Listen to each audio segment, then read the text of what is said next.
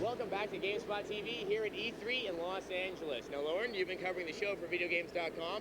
What's up with the consoles? There is so much competition here between the console systems. You've got Nintendo with their announcement, PlayStation 2, of course, coming out, but the first one out of the gate is going to be the Dreamcast.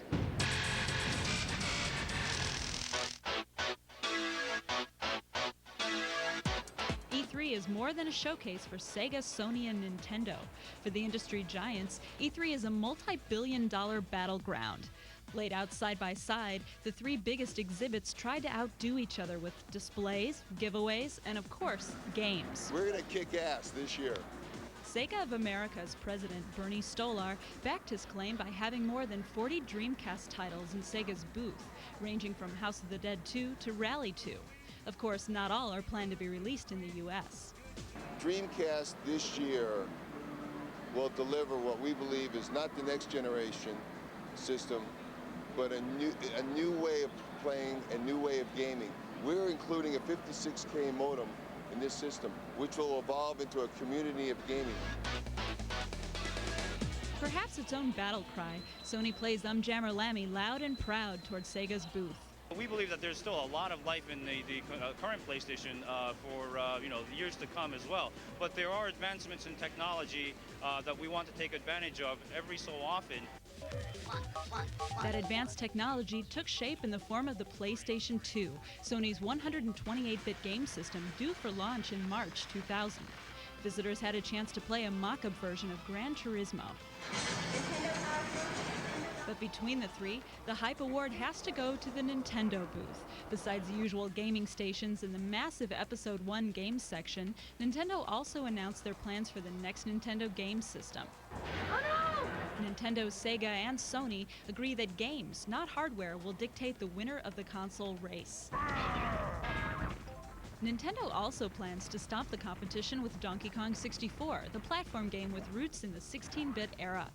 Donkey Kong 64 will include all 5 original characters, huge levels, and graphic elements that, according to Nintendo, will further push the N64 processor's capabilities. The PlayStation did a little stomping of its own. Electronic Arts previewed WCW Mayhem the only way they knew how.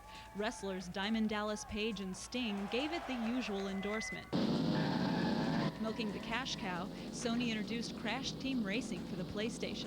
The game allows players to race as various Crash characters in 4-player races, typical kart style. And Squaresoft did not disappoint the waiting crowd with a preview of the US Final Fantasy VIII for the PlayStation. As ported from the Japanese game, Squaresoft displayed the new environments, elements, and the seamless movie transitions found in Final Fantasy VIII. We've always felt from day one, even with the current PlayStation, that software is king. Everything is about software. Technology is important, but it's only a means to deliver the compelling entertainment that you see in software. E3 this year, I believe, has been Sega's best show ever. Sega's lineup revealed enough to make skeptics double take. The Dreamcast titles, NFL 2000 and NBA 2000, gave gamers a preview of the dramatic transformation that video games are about to undergo. And Shenmue, the role-playing game for the Dreamcast, was finally shown at E3. According to Sega, Shenmue's depth, animation, and graphic sophistication could give Final Fantasy developers a run for their money. E3 observers think Shenmue could be a must-have title for the Dreamcast. But Nintendo pulled a fast one on Sega and Sony. In a press conference, the company announced its plans for the next-generation Nintendo system, codenamed Dolphin. It's due at the end of the year 2000. We're going to use DVD instead of the ROM cartridges, which brought applause to everybody that heard the news. Thanks to that announcement, new titles and new technologies at this year's show, gamers can look forward to another great year of video gaming. Next year's E3 should not be missed.